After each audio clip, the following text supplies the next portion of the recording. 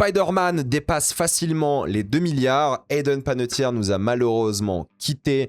Jenna Ortega fortement critiquée. Salut à tous, ici Reg, bienvenue dans les actualités cinéma, séries et un petit peu jeux vidéo de la semaine. Avant de commencer cette vidéo, j'aimerais remercier le partenaire officiel de celle-ci, c'est BorgosVPN et ses 38 millions d'utilisateurs et presque 5 sur 5 sur Trustpilot. Vous les connaissez, c'est le meilleur moyen de soutenir la chaîne et c'est un service utile que j'utilise tous les jours. Je vous mettrai dans la description le code épinglé un site internet qui vous dit dans quel pays se situe le film que vous voulez regarder. Ensuite vous changez Canada, États-Unis, Royaume-Uni, Belgique, Suisse, Italie, vous allez avoir la voix STFR et même la VEF dans certains cas. Quelques exemples, sur Disney+, vous avez déjà Avatar 3 et Le Diable s'habille en Prada 2. Sur Amazon Prime Video, vous avez Projet Dernière Chance. Sur HBO Max, qu'il faut utiliser directement depuis l'application HBO. Même si vous avez l'abonnement via Canal, connectez-vous à l'application Max avec ce compte-là. Vous allez avoir des films comme The Drama ou Mortal Kombat 2. Et en plus de ça, Borgos propose des serveurs dédiés et optimisés par plateforme de streaming. Pour les gros consommateurs de YouTube, vous allez avoir YouTube Premium pour beaucoup moins cher. Vous prenez un pays de l'Union Européenne parce que c'est plus simple et ça marche encore aujourd'hui. Il y a des tutos qui vous disent comment faire. Hop, Roumanie, Bulgarie et c'est plié. Ça marche sur plein d'abonnements comme Letterboxd Patron aussi. Vous le savez, il y a certains sites internet qui vous demandent une carte d'identité aujourd'hui et personne n'a envie de la mettre afin de se Anne Hathaway en paix. Donc, utilisez un VPN. De même, quand vous regardez des films d'une manière très spécifique, hein, clin d'œil, utilisez un VPN pour être en toute sécurité. Vous pouvez partager un compte avec cette personne. Total, c'est disponible sur tous vos appareils préférés et c'est super simple d'utilisation. Vraiment, tout le monde peut le faire en quelques clics. Vous pouvez essayer par vous-même car vous êtes satisfait ou remboursé sous 45 jours et vous avez une assistance technique en français 24h7. Utilisez le lien dans la description, le code épinglé afin de vous abonner à BorgosVPN et bénéficier de 83% de réduction plus 4 mois gratuits. Foncez sur l'offre. J'ai envie de commencer avec les bandes annonces, dont celle de Heart of the Beast qui raconte l'histoire d'un soldat et de son chien, les deux militaires qui partent pour des vacances. Voilà, une dernière mission, mais cette fois-ci relax. Sauf qu'évidemment, ça se passe mal, il y a un crash d'avion et c'est Brad Pitt et ce chien, qui est un vrai chien, pas un chien en CGI, qui vont devoir s'en sortir dans la nature. Il va se passer pas mal de choses. C'est David Ayer qui réalise, qui a fait Fury, que vous aimez beaucoup en général. Oui, c'est sympa Fury, moi j'aime bien aussi. Et là, honnêtement, ça a l'air pas mal aussi. Ça a l'air assez simple, efficace, basique, classique, mais il y a une mélancolie, il y a un truc un peu d'action, suspense avec le chien, et en même temps ça a l'air d'être assez posé, de parler un peu de la nature, de penser un peu à ce qu'ils ont fait, soldats américains. Bon voilà, c'est les States, hein, c'est toujours pareil. Hein. Mais en tout cas, il y a un petit truc où tu dis, il y aura une sorte d'âme, d'humanité. Ça sort en septembre chez nous en salle et ça a l'air pas mal du tout. Joséphine aussi, ça a l'air pas mal. C'est l'histoire donc d'une fille qui a vu un viol, c'est une petite gamine, et c'est ses parents qui doivent la consoler, l'aider à traverser ce choc traumatique. Apparemment, c'est très bien, ça a gagné le Sundance Festival, l'un des plus gros festivals au monde, mais le plus gros aux États-Unis. C'est avec Channing Tatum, et ça a l'air bien. Honnêtement, la bande-annonce donne un peu envie, ça a l'air assez traumatisant, genre de thriller avec des twists et tout. Ça peut être vraiment marquant, et ça peut être un film qui va faire beaucoup parler de lui quand il sortira un jour, j'espère, en France. Verity, par contre, pareil, c'est un film à twist. La bande-annonce a été diffusée, voilà, avec Dakota Johnson, Anne Hathaway, Josh Hartnett, que moi j'aime beaucoup, et ça a l'air d'être un film, voilà, inspiré de ses bouquins à la femme de ménage, entre guillemets, en mode thriller, un peu érotique. Je pense que ça va cartonner, si c'est aussi la même énergie, parce que la bande-annonce m'a un peu intrigué. Oui, ça a l'air, comment dire, assez simple aussi, mais si ils se mettent à fond dedans, s'ils assument le côté assez sérieux, il y a un truc dans la bande-annonce par rapport à l'handicap du coup du personnage de Hathaway qui a l'air assez perturbant. Ça peut vraiment être mature et en même temps assez choc tout en étant bien. Donc si c'est un thriller psychologique qui envoie, ça peut être vraiment bien. Ça sort fin septembre chez nous. Donc, why not, à voir ce que ça va donner. Ensuite, on a eu la bande-annonce de The Devils. Alors, The Devils, c'est marrant parce que moi, j'ai vu la version à l'époque. Hein, j'ai pas vu la nouvelle version qui a été présentée à Cannes, malheureusement. Mais il sort en salle, le film. La bande-annonce n'a pas l'air d'être vraiment dans la vibe du film. Elle est vraiment très psychédélique, le montage très rush et tout. C'est pas ça le film de base. Après, je sais pas ce qu'ils vont changer dans la nouvelle version. Hein. Moi, je l'ai pas vu, mais c'est pas ça la version de base. Mais ça le donne quand même envie. J'ai hâte de le voir en salle. Ça va être une sacrée expérience. Et c'était un peu voilà, les bandes-annonces de la semaine. Elles me donnent tout envie. Honnêtement, 4 bandes annonces, toutes me donnent envie. Je pense que les films vont être tous intéressants. C'est ces films de fin d'année, donc j'ai hâte de découvrir ça aussi. Alden Ehrenreich jouera dans Miami Vice 85. Vous savez, le projet de Joseph Kosinski avec Austin Butler, avec évidemment Michael B. Jordan. C'est le 3e à rejoindre le casting. Ça peut être vachement bien, j'ai envie d'y croire, je pense que ça va être impressionnant, je pense que ça va être assez marquant comme film, un gros budget forcément. Miami Vice, moi j'aime bien le film hein, des années 2000, hein. Je trouve que même s'il est incompréhensible à certains moments, j'aime beaucoup l'énergie du film. Là, Kosinski, on sait qu'il va faire un film plus d'action et tout, mais j'ai envie d'y croire et j'espère qu'il sera vraiment bien. Le tournage devrait bientôt commencer pour une sortie en 2028 normalement. On a Charlie et la chocolaterie, le film d'animation qui a été révélé avec une image. Le film sortira en novembre 2027. Pour le coup, c'est voilà Charlie et la chocolaterie mais en mode animation. C'est avec Taika Waititi qui joue Wonka. Pour le coup, c'est une approche plus post-moderne, on va dire, à l'œuvre de base. Et ce qui est intéressant, c'est que ça sort au cinéma, alors que c'est un film Netflix. Il y aura 45 jours d'exclusivité en salle aux États-Unis. À voir chez nous, ça va être géré comment. Mais en tout cas, ce sera un film de salle et ensuite un film Netflix. Donc vous voyez, en Netflix, il se dirige de plus en plus vers la salle de cinéma plutôt que juste sortir les films sur la plateforme. Et 45 jours, c'est déjà la moyenne, on va dire, aux États-Unis pour les gros films quand ils marchent pas. Là, ça sera 45 jours minimum et on va voir comment ils vont réagir à ce genre de film. Mais oui, Netflix vont de plus en plus vers le cinéma. Et moi, voir un Wonka en 2026, entre guillemets 2027, en animation, ça m'intéresse aussi. Moi, j'aime bien l'histoire de base. Et Wonka avec Chalamet, là, il m'a donné envie de replonger un peu dans l'univers aussi parce que je l'ai beaucoup aimé. Possession sortira en juin 2027, le remake avec Margaret Qualley, Callum Turner, de Parker Finn qui a réalisé Smile. Écoutez, Possession, c'est l'un des meilleurs films d'horreur de tous les temps, l'un de mes préférés. Aucun intérêt de faire un remake américain. J'irai le voir, hein, j'imagine, mais bon, si vous devez voir Possession, regardez l'original qui est vraiment très très bien. Jenna Ortega a été énormément critiquée récemment car elle a perdu beaucoup de poids. En plus, elle parlait du fait qu'elle avait du mal à se nourrir quand elle était enfant parce que c'était une enfant actrice et voulait pas déranger et tout. Et elle est très maigre. Il y a beaucoup de gens qui la comparent à Ariana Grande. Encore une fois, moi je pense qu'il faudrait peut-être parler du corps des gens de manière générale. On sait jamais ce qui se passe dans leur vie. On sait jamais si c'est pour un rôle, surtout avec des acteurs quand même. Ariana Grande c'est une actrice, mais c'est aussi une chanteuse. Du coup, je pense que les gens ils sont un peu plus méchants avec elle parce qu'elle devrait être belle entre guillemets, elle devrait être avec plus de chair sur elle. Bon, chacun ses problèmes si c'est un problème, chacun sa vie si c'est ok d'avoir ce corps pour elle et tout, on s'en fout. Rappelez-vous, hein, tout le monde s'est moqué de Jodie Boseman, je suis désolé de ressortir cette carte à chaque fois, hein, mais c'est ça. Jodie Boseman, tout le monde a dit oh putain le mec est maigre, cancer. Donc je pense pas que Jenna Ortega a un cancer ou quoi. Peut-être c'est une mode que je trouve assez bizarre à Hollywood. Si c'est une mode, je trouve un peu étrange. Après voilà, il y a eu des modes, hein, c'est cyclique à chaque fois. Il y avait le truc un peu body positive, maintenant il y a ce truc un peu plus anorexique, mais bon. Elles font ce qu'elles veulent, hein. Si elles veulent être comme ça, elles sont comme ça. Peut-être c'est des troubles, peut-être pas. On s'en fout, c'est leur problème. En réalité, c'est pas à nous de commenter sur ça. Et elle se fait beaucoup critiquer sur les réseaux. Il y a beaucoup de remarques très négatives, assez dégueulasses. Chacun son corps. Honnêtement, c'est pas à nous de nous mêler de ça. C'est leur corps. Elles font ce qu'ils veulent quand c'est des hommes. Il n'y a aucun problème. Vous faites ce que vous voulez, c'est pas à nous de commenter de manière générale, restons dans notre zone et puis basta quoi. Laurence d'Arabie est ressortie en salle, c'est plus de 15 000 entrées, dont majoritairement des jeunes. Voilà, la propagande continue, c'est très très bien que les gens aillent voir ce film, c'est très très bien qu'il cartonne, je suis hyper content, c'est l'un de mes films préférés de tous les temps, vous le savez, donc c'est cool que des vieux films, qui ont quand même plus de 60 ans, cartonnent en salle quoi. Ça montre qu'il y a quand même une appétence au cinéma pour la jeunesse, qui va moins en salle en France, parce qu'en France, c'est surtout les vieux qui vont en salle. Là, que ce soit des jeunes qui se déplacent pour voir des classiques comme ça, c'est un pur kiff, et j'en croise dans la rue hein, tout le temps qui me disent « Putain, Red, je suis allé voir Laurence d'Arabie en salle, c'était incroyable et tout. » D'autres qui aiment pas, mais bon, peu importe, c'est pas grave, le but c'est d'aller voir des films en salle, de soutenir le cinéma, et les vieux films en salle, c'est toujours un kiff, vous êtes avec juste le film, vous dans la salle obscure, c'est génial quoi. Donc 3h40, les gens qui vont en salle en masse et tout, c'est trop trop bien. Jeff the Killer aura le droit à un film, vous savez, hein, suite au succès de Backrooms, tout le monde est sur les creepypasta, SCP, maintenant Jeff the Killer et tout. Je m'en fous. Voilà, honnêtement, j'en ai rien à foutre. Je suis désolé, j'en ai absolument rien à foutre de Jeff the Killer. Oui, cette image me faisait peur quand j'étais gamin. Mais il y a rien quoi, c'est un creepypasta de merde. Mais bon, ils vont faire des films parce que, bah voilà, ils ont compris quelque chose d'internet. Ça rapporte, mais ça rapporte parce que Backroom, c'était la culture internet numéro 1 du moment. Jeff the Killer, c'était à l'ancienne, les gars, hein, la nouvelle génération. Sauf si on regarde Feld Up et connaît pas Jeff the Killer, c'est un autre monde.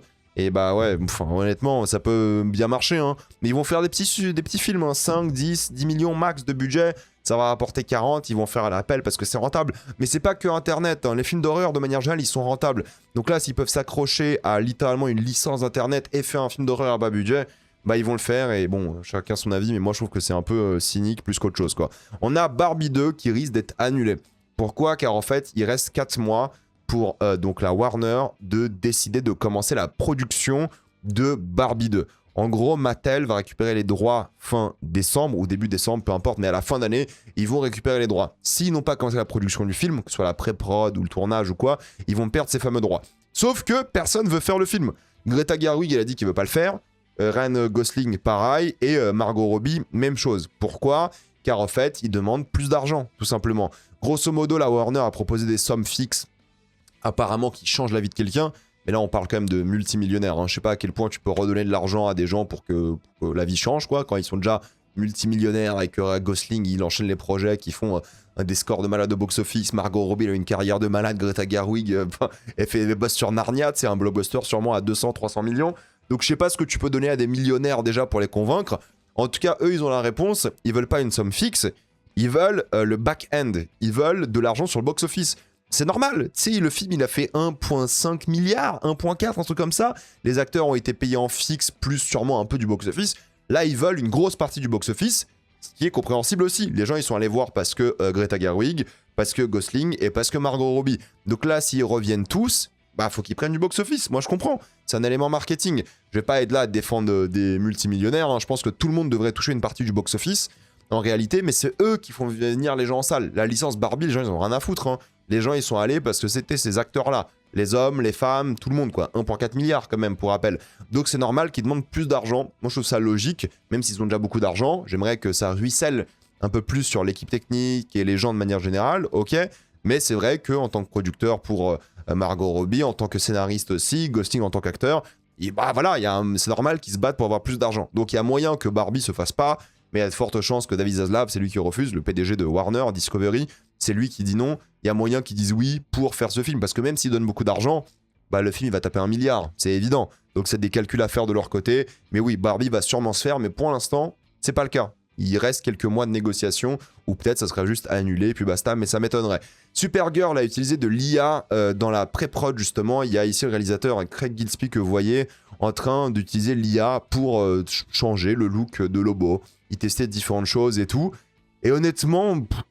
moi, je m'en fous de ça. Hein. La pré-prod, de l'IA en pré-prod, il y a un moment, en fait, ils ont déjà le design de Lobo. Là, ils faisaient juste des corrections en mode est-ce qu'on lui met les yeux rouges, est-ce qu'on fait d'autres coupes de cheveux et tout. Avec de l'IA, c'est facile à faire. Moi, ça me choque pas, en fait, ce genre de truc.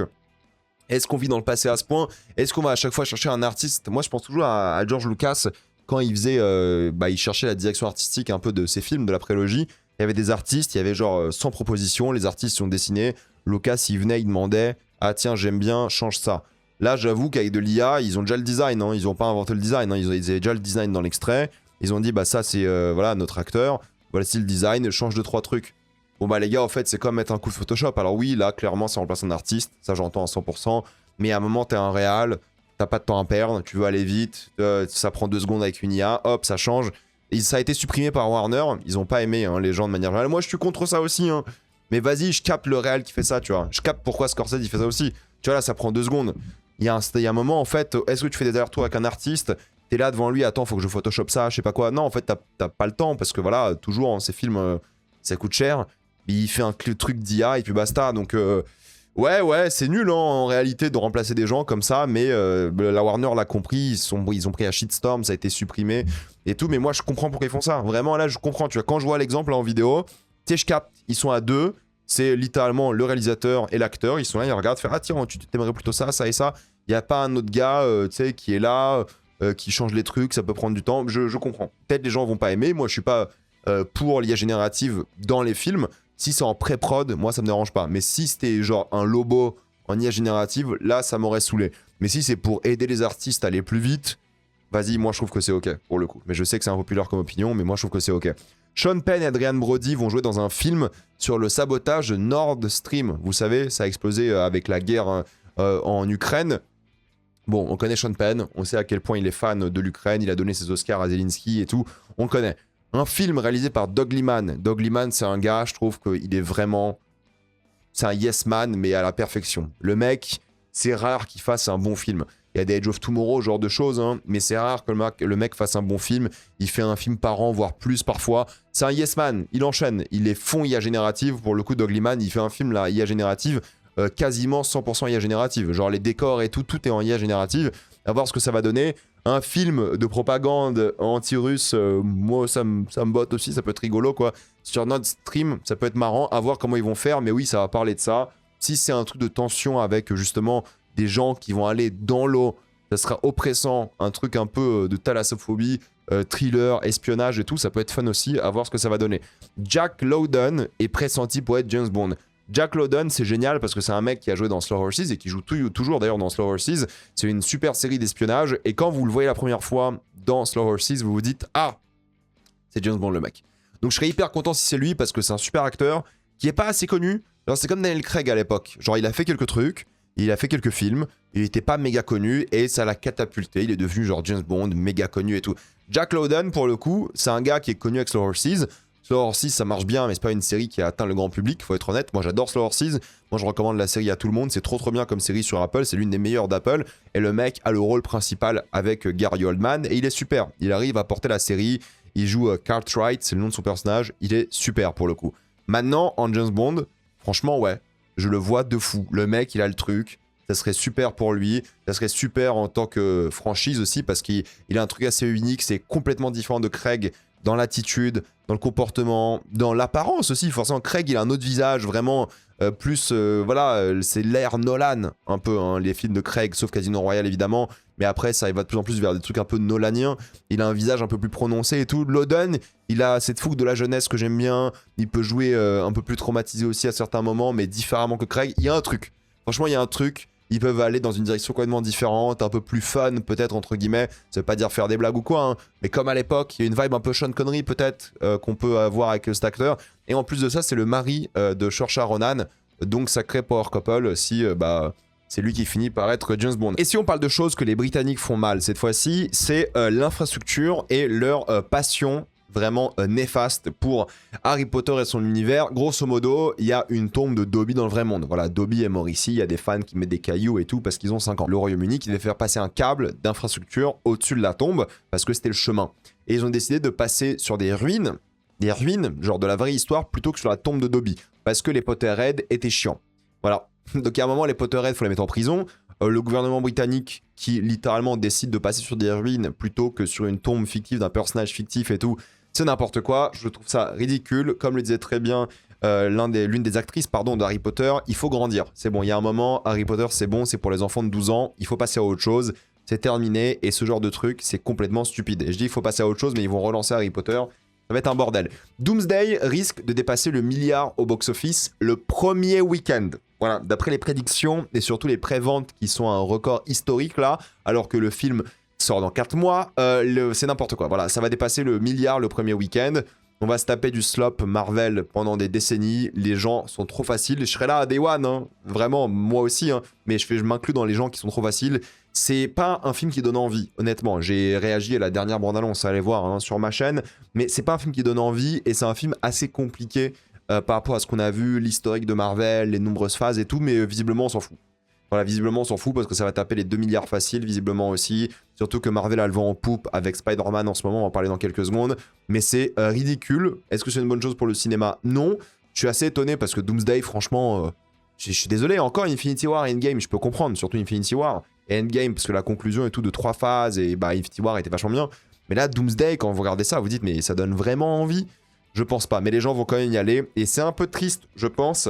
On sera en tout cas en train de voir Dune aussi le même jour. Force à Dune, hein, parce que là, ça va être compliqué. C'est les mêmes audiences. Dune va un peu souffrir. Heureusement que c'est Dune qui a l'IMAX. Hein. C'est déjà ça, hein, avec l'IMAX 110 mm et tout. Mais Dune Doomsday, ça va être compliqué pour Dune si Doomsday tape le milliard le premier week-end, quoi. D'ailleurs, Dune va taper des séances en avance en IMAX 110 mm. Ils sortent le film en avance dans un seul format. Ça, il faudra en parler un jour parce que c'est assez choquant. Je sais pas si ce sera le cas aussi en France ou en Europe de manière générale, mais oui, le film sort en avance dans un seul format. Ça, c'est particulier. On en parlera quand ce sera vraiment confirmé partout dans le monde. Mais Marvel a partagé la liste des œuvres à regarder avant Doomsday, et ça spoil un peu les éléments du film, évidemment. Donc on a X-Men 1, trop bien. X-Men 2, super. Captain America de First Avenger, donc le premier, il est ok. The Avengers, trop bien. Infinity War, Endgame, trop bien. Ok, Loki, trop bien. Shang-Chi, trop cool. Spider-Man No Way Home, ça va. Black Panther, Wakanda Forever, pas bien du tout. Ensuite, on a Captain America de Brave New World, ça allait, mais c'était pas dingue. Deadpool et Wolverine, bon, disons les choses, hein, c'était pas non plus dingue, mais ça allait. Doctor Strange The Multiverse of Madness, c'était très cool aussi. Thunderbolt sympathique, et donc les 4 Fantastiques, c'était oubliable. Donc ça spoil évidemment le retour de Tobey Maguire et peut-être Andrew Garfield. Ça spoil donc le retour évidemment de Doctor Strange dans l'œuvre et les acteurs de Doctor Strange. Donc ça spoil pas mal d'éléments comme ça, mais bon, c'est une liste plutôt positive. Je veux dire, il y a des trucs plutôt cool à voir dedans et vous n'allez pas vous ennuyer. Et ça spoil aussi évidemment le retour de Hugh Jackman et de Deadpool dans l'œuvre. Concernant Spider-Man Brand New Day, bah, c'est ridicule, hein, ça a dépassé les 2 milliards sans problème, c'est allé super vite, tout le monde allait voir le film, c'est n'importe quoi. C'est le film le plus rapide de l'histoire des États-Unis à avoir atteint les 700 millions sur le territoire américain. Il risque de dépasser le milliard que sur le territoire américain, ce qui en ferait le premier film de l'histoire à dépasser le milliard. Il y avait Star Wars 7 qui était pas très loin avec 900 et quelques millions. C'est le deuxième film le plus rapide de l'histoire à avoir dépassé les 2 milliards en 19 jours face aux 11 jours d'Endgame. C'est vraiment n'importe quoi sur ça aussi. Il rejoint le club très select des 8 films de l'histoire qui ont dépassé les 2 milliards. C'est un succès colossal, c'est un truc de fou. Non mais disons les choses, hein, je pense qu'on ne s'attendait pas à un tel succès. C'est n'importe quoi à quel point les gens sont fans de Spider-Man, à quel point ils vont voir Spider-Man. C'est assez ridicule, encore une fois. Bon, le film encore, il est passable, mais c'est fou à quel point le film résonne avec les gens, c'est fou à quel point les gens sont allés le voir. Est-ce que les gens vont se rappeler du film? Je pense pas spécialement, mais en tout cas, en termes de succès, c'est un truc de fou, quoi. Tom Holland, là, il sort d'un été, il va faire 3 milliards et quelques à lui tout seul, quoi. C'est n'importe quoi. C'est des scores de malade mental. Je sais pas quand est-ce qu'il va s'arrêter, ce film. Je sais pas s'il va atteindre les 2,5, 2,6 milliards. C'est un truc de fou. Et Doomsday, ça va être n'importe quoi. Si Spider-Man, ça tabasse 2,5 milliards, Doomsday, ça va être quelque chose, hein. On verra bien. D'ailleurs, l'actrice qui joue Meg dans le film d'animation Hercule a dit que les meilleurs acteurs pour jouer Hercule et Meg seraient Tom Holland et Zendaya. Je le vois. Je vous jure, moi j'adore Hercule. C'est pas le meilleur Disney, mais c'est mon Disney préféré. Et je le vois. Il faut être honnête, je le vois. Tom Holland et Zendaya qui jouent Hercule et Meg, je le vois. Pour le coup, il y a un truc, il y a une vibe, il y a quelque chose. Ça pourrait être assez intéressant. Et ça cartonnerait. Hercule par Tom Holland et Zendaya, le couple dans... Ça serait un truc de fou, ça serait n'importe quoi. En termes de stats, encore une fois, le power couple de malade, ça serait un truc de fou. Et honnêtement, je le vois bien. Les deux savent chanter, danser, les deux sont athlétiques, sportifs, surtout Tom Holland évidemment. Je le vois bien. Tom Holland en Hercule, je le vois bien. On sait qu'il peut jouer des gens de la mythologie grecque, il peut jouer littéralement Télémaque et Hercule. Je le vois. Meg, Zendaya, elle a un peu cette personnalité et tout. Je le vois, je suis désolé, mais je le vois. Il y a un moment, on se posait des questions sur qui serait un bon casting pour ça, mais eux, c'est vrai que c'est nickel, quoi. Ça marche trop bien, en vrai. Ça marche trop bien, c'est trop une bonne idée. Je le vois de fou, malheureusement. Parce que c'est le choix de casting facile, mais il marche bien. Et franchement, ça serait une bonne idée. Et moi, j'achète un Hercule avec Tom Holland et Zendaya. Moi, franchement, je prends de fou. Prime Time a battu les records pour A24. Putain, le pouvoir de Robert Pattinson quand même. Le mec, il a fait 35 millions de vues en 24 heures. C'est de loin la bande-annonce la plus regardée de l'histoire de 24. Alors, il y a une conjoncture à faire, évidemment, avec la progression dingue d'A24 dans le mainstream. Mais c'est fou à quel point ce mec fascine. Il y a déjà des edits sur le film, il y a déjà des montages, des mèmes et tout. C'est un truc de fou à quel point ce film va être un phénomène aussi. La fin de Hawk Street n'est pas le phénomène attendu. C'est que, entre guillemets, 47 millions lors du premier week-end. À voir si c'est un bon bouche à oreille, mais ça m'étonnerait parce que c'est pas le genre de film que les gens aiment bien. Mais pour un budget de 85 millions, c'est pas une catastrophe non plus. Faudrait qu'il aille taper les 200 millions pour être rentable. Il sera pas rentable, je l'ai dit dans ma critique la semaine dernière, ça va pas bien marcher. Mais en tout cas, c'est un film qui mérite d'être vu. Je trouve qu'il est vachement bien. Et le fait qu'il floppe, c'est un petit peu triste. Pour l'instant, c'est pas terminé, mais il risque de bien flopper aussi. Réponse, c'est confirmé, sortir en mars 2028. Ils ont montré des passages et des extraits, une sorte de reel, bande-annonce à la D23 qui sera révélée au public dans quelques mois, j'imagine, voire quelques années, on sait pas. Ils vont pas commencer le marketing tout de suite, mais en tout cas, les acteurs, ils sont en plein tournage, ça se passe bien, et tout ça sortira bel et bien mars 2028. Malheureusement, on a appris cette nuit que Hayden Panettiere nous a quittés à l'âge de 36 ans. On sait que c'était un peu compliqué, on sait qu'elle a fait des révélations assez fortes par rapport à Hollywood, par rapport à cette industrie, par rapport à ce qui se passait dans ce monde. Sa mort est une surprise, 36 ans c'est super jeune, on la connaît tous de Heroes j'imagine, certains du jeu vidéo Until Dawn. Bref, c'est quelqu'un qui a marqué une génération de séries télé. Heroes c'était un phénomène, elle en faisait vraiment partie. Son décès est tragique, on ne sait pas encore pourquoi, comment. Visiblement il n'y a rien de grave par rapport à quelqu'un qui lui aurait fait du mal. On ne sait pas encore, on verra bien, mais qu'il repose en paix. Une pensée à sa famille, ses amis. C'est quelqu'un qui a marqué beaucoup de jeunes, hein. Surtout on est la génération Heroes et tout, donc on l'a vu grandir en même temps que nous. Donc elle repose en paix, c'est une tragédie vraiment inattendue. Et donc il fallait un petit peu en parler. C'est Matthew McConaughey qui a annoncé qu'il a failli jouer Joel dans The Last of Us à la place de Pedro Pascal, mais il a refusé car même si le scénario était bon, il n'était pas à ce stade dans sa vie. Il se sentait pas à ce moment même de jouer ce personnage-là. Et honnêtement, hein, moi je vous le dis, hein, ça l'aurait fait. Ouais, ça l'aurait fait. Matthew McConaughey en Joel, ça l'aurait fait de fou. Ça aurait été vachement bien. Et ça aurait marché. Pedro Pascal, génial. Et ça l'a catapulté aussi vers quelque chose de très grand. Pedro Pascal, ça a marché du tonnerre, hein. Mais Matthew McConaughey, ça aurait bien marché aussi. Je le vois très bien en Joel. Ça aurait vraiment très bien marché. Bah voilà, on a eu un Pedro Pascal qui était excellent dans ce rôle, hein, mais ça aurait vraiment fonctionné aussi. Et je m'imagine très bien à Last of Us avec lui. Ça aurait vraiment été assez convaincant et rien à dire dessus. Je pense que c'était déjà un bon choix. Mais bon, Pedro Pascal a fait un super job aussi. Il faut parler de X-Files. Vous savez, il y a Ryan Coogler qui est en train de préparer un reboot de la série. Et il faut savoir que Gillian Anderson sera présent dans la série. Ça ne sera pas un gros rôle, on imagine, mais sera présente. Et David Duchovny aussi probablement. Donc c'est à la fois un reboot, mais avec les personnages d'avant. Faut que je regarde X-Files. J'ai pas vu X-Files de A à Z, j'ai vu beaucoup d'épisodes, mais c'est comme les Sopranos. J'avais vu genre, je sais pas, un tiers des épisodes, mais jamais dans l'ordre. X-Files, c'est un peu pareil. J'ai vu beaucoup d'épisodes. J'ai pas vu les nouveaux, là, le reboot et tout à l'époque. Enfin, à l'époque, il y a quelques années. Mais à l'ancienne, faut que je regarde tout de A à Z, mais j'ai pas eu le temps et faut que je m'y mette. Je sais que c'est bien, je sais que les gens y kiffent, mais il faut que je m'y mette avant que la série de Coogler sorte, sûrement l'année prochaine. DC a annulé 2 séries. C'est la série avec évidemment Waller, ce qui est très étonnant pour le coup, parce que c'est un sacré personnage, un sacré artiste, mais aussi du coup Paradise Lost qui a raconté donc l'histoire donc de Themyscira, qui est donc la région des Amazones. Bon, 2 séries annulées, tout ça pour garder Mister Miracle toujours de prévu avec Guy Gardner qui sera donc dedans. Je sais pas ce qui se passe chez DC, on va voir avec Lanterns qui sort là ce lundi. On va voir si ça va être quelque chose qui va convaincre et qui va plaire. Je sais pas si j'en ferai une critique, on va voir.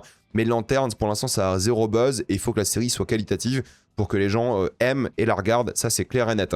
Ensuite, on a Nicolas Hoult qui a rejoint le casting d'Harry Potter saison 2.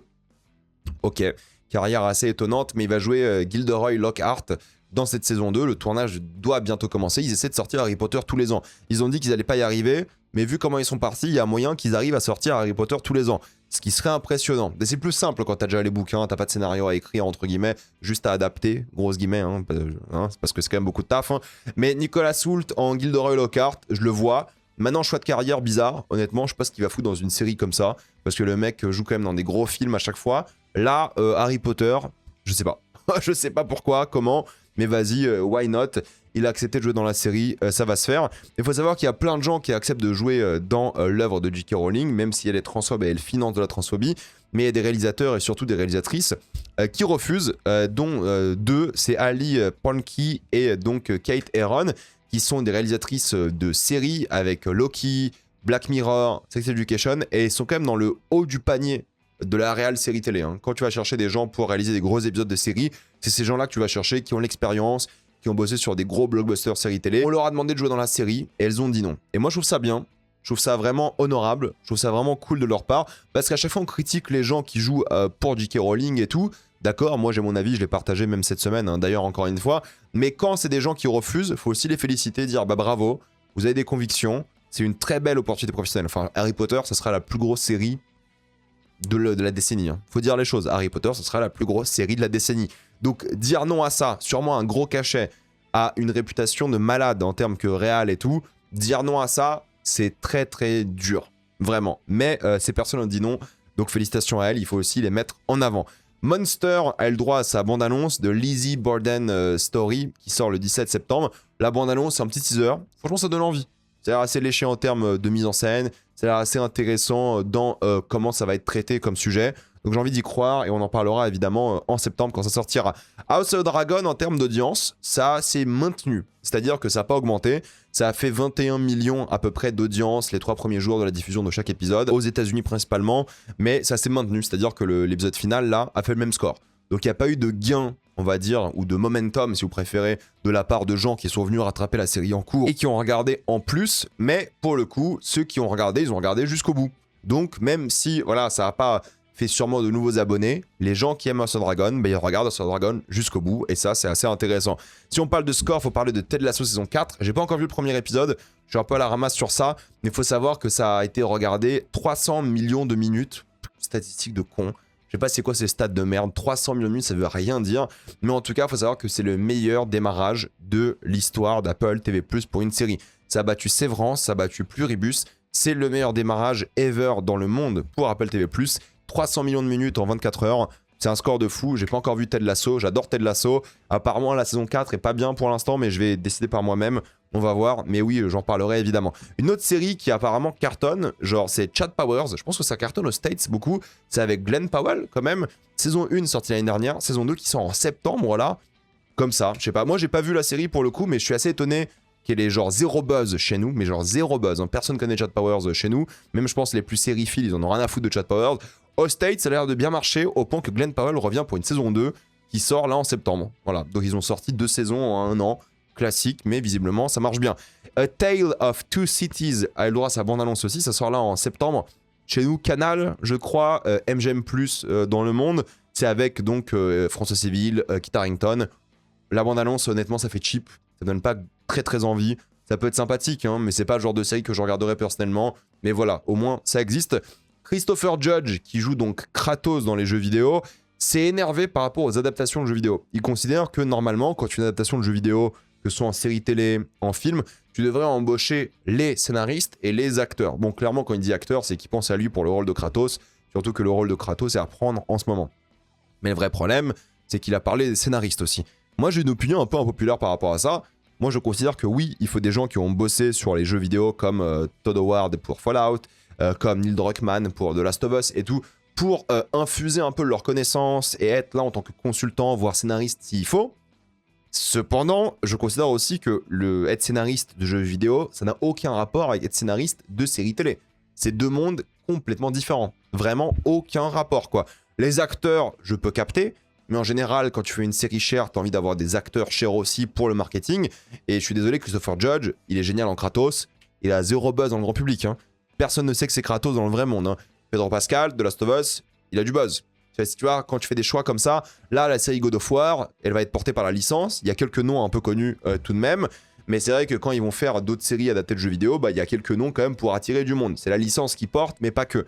Et il faut aussi qu'en fait, la licence soit faite par des gens qui ont l'habitude de faire des séries télé. Ou des films, de manière générale, des vrais scénaristes. Je dis pas qu'il faut complètement aliéner les gens qui ont bossé dessus et de les mettre de côté et je sais pas quoi. Il faut qu'il y ait des consultants, bah, comme pour la série God of War, hein. Cory Barlog, il est consultant sur la série God of War. Mais par contre, le showrunner a pas joué au jeu, il a regardé des let's play ou je sais pas quoi. Donc il y a un moment, en fait, tu peux prendre quelque chose, genre une identité comme une série télé God of War, et la réadapter. C'est le travail d'un scénariste. Maintenant, moi je préfère un gars comme les scénaristes de Fallout. Eux, ils ont joué aux jeux vidéo. Eux, ils connaissent, ça se ressent. Ça va pas forcément dire que c'est des bons scénaristes. Hein. Pour le coup, Fallout, ça l'est. Hein. Mais il y a des fois où, tu vois, Last of Us saison 2, le mec, il a joué, Mazin, il y avait Neil Druckmann sur le projet, Last of Us saison 2, ils ont pas capté, tu vois. Ils ont pas capté ce qui faisait une bonne série, pour le coup. Enfin, c'était pas mauvais, hein, moi j'aime bien Last of Us saison 2, mais c'est pas forcément une bonne chose. Quand tu regardes, il donnait l'exemple justement des acteurs de Last of Us qui ont fait une sorte de pièce de théâtre dans leur rôle, et ils sont géniaux. Et oui, c'est vrai, ils sont géniaux, les acteurs de Last of Us, mais ils ont pas le bon âge.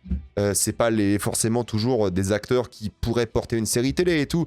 C'est ok, c'est pas grave, c'est pas une obligation. Moi je pense que c'est important d'être lié aux jeux vidéo, mais comme toute adaptation, hein, c'est important d'être lié, mais c'est pas une obligation et tu vas avoir de très belles choses sans forcément être là. On parle de jeux vidéo parce que les gens connaissent beaucoup les jeux vidéo, mais en termes de bouquins, il y a des bouquins, l'auteur, parfois il est consultant, ça change rien.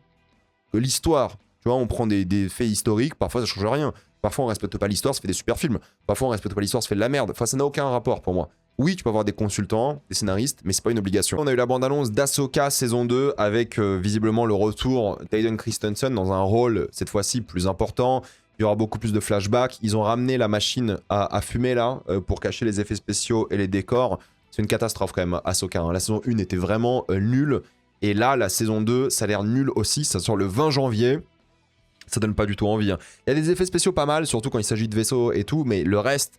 ça a l'air d'une médiocrité absolue, quoi. Ça donne pas du tout envie. Il y a l'air d'avoir rien de bien dans cette saison 2, quoi. Franchement, c'est une catastrophe Star Wars de Dave Filoni. Hein.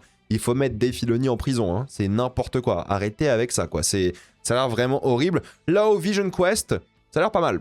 Honnêtement, Vision Quest, avec le retour de Ultron, même si Ultron, il sera plus en forme humaine pour le coup, pour des raisons financières. Ils n'allaient pas mettre Ultron tout le temps en forme voilà, robot parce que c'est trop cher. Et surtout, bah, l'acteur est génial. C'est bizarre parce que c'est un acteur qui aurait pu avoir une carrière de fou au cinéma. Dans les années 90-2000, c'était quelqu'un, comme même James Spader. Et là, il a fait Blacklist pendant genre 10 ans. Et là, il fait Ultron dans une série. Bon, au moins, il est bien payé, il fait son truc. Mais la série a l'air pas mal. Ça sort le 14 octobre. Je sais pas si je regarderai, mais ça a l'air pas mal en termes d'esthétique. L'idée a l'air sympathique, ça peut le faire en réalité, donc à voir ce que ça va donner. Et pour les fans de Kingdom Hearts, une série a été annoncée pour Disney+. Je sais pas ce que ça peut donner non plus, moi je suis pas un grand fan des jeux vidéo, j'ai essayé, ça m'a jamais vraiment plu pour le coup. Mais en tout cas voilà, une série est prévue pour les fans, on sait pas quand, mais une série va bel et bien sortir. C'est Wolverine qui a été montré parce qu'il sort dans un mois, ouais exactement, le 15 là, septembre. Compliqué. Honnêtement compliqué parce que il y a deux choses. Il y a les gens qui s'énervent par rapport à Insomniac parce qu'ils n'ont pas aimé Spider-Man 2, qui est très bien Spider-Man 2. Oui, il est moins bien en tant qu'histoire par rapport au 1, mais le gameplay est largement meilleur.